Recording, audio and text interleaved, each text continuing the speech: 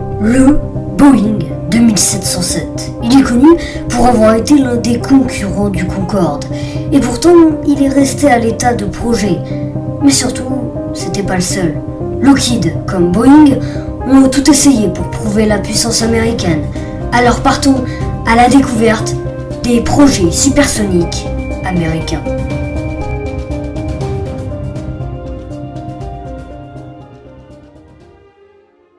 Les projets supersoniques américains ont été pensés en même temps que le Concorde, dans les années 1950, bien avant l'arrivée des premiers avions à réaction comme le Boeing 707 ou encore le Douglas DC-8.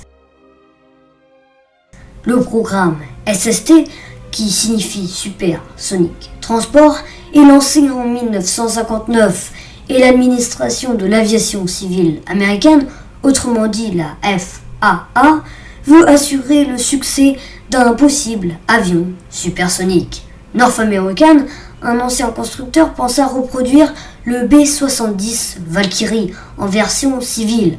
Ça ne verra jamais vraiment le jour, il fera juste quelques vols tests. Pour cause, en 1959, le président Eisenhower n'avait pas approuvé le projet.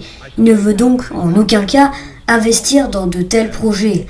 Lockheed s'y met aussi et font ses promesses dans un discours. Nous savons que nous pouvons construire un avion supersonique et si nous commençons maintenant, nous pouvons le certifier pour 1965.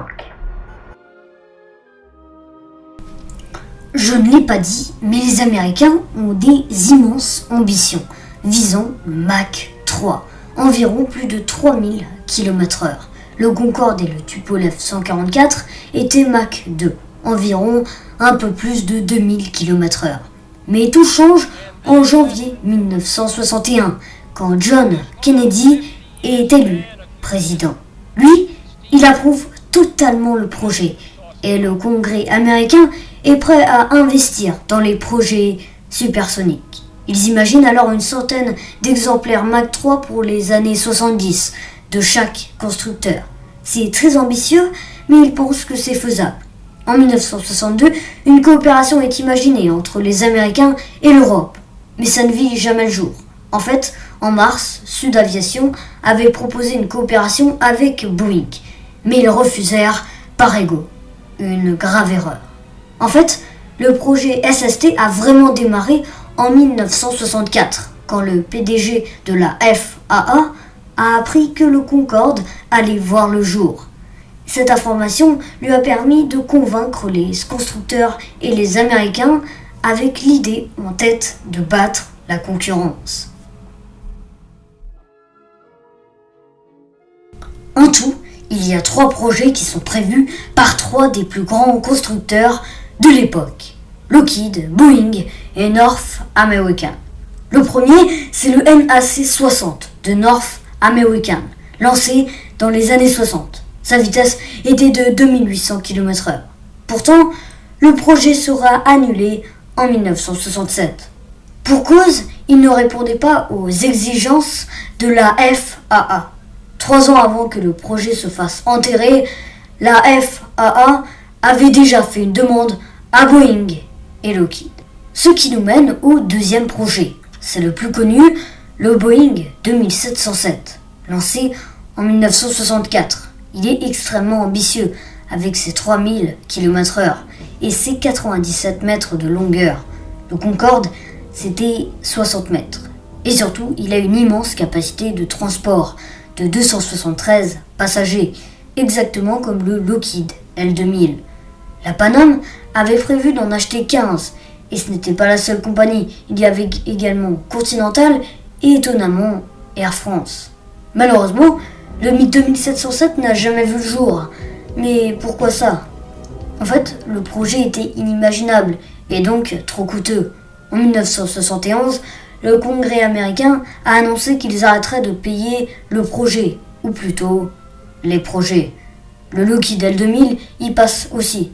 D'ailleurs, en fait, c'était presque le Boeing 2707, mais en une autre version.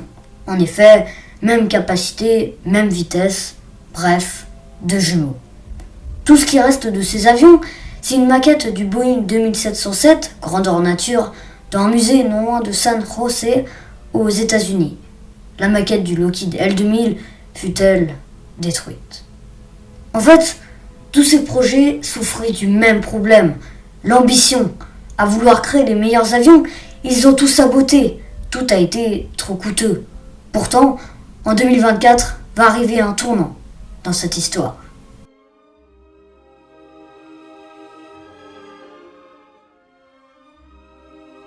Lockheed, qui, n'oublions pas, avait échoué, a prévu en 2024 le Lockheed X-59.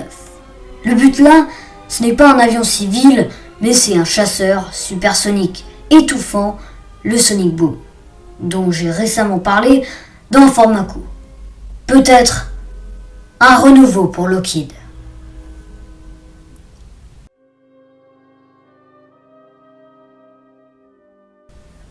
Merci à vous d'avoir écouté la vidéo jusqu'au bout, ça a été un super travail et c'est sûrement l'une de mes vidéos les plus travaillées jusque-là sur cette chaîne. J'espère que vos vacances ont été excellentes et je passe un bon anniversaire à Mathia le 18 septembre.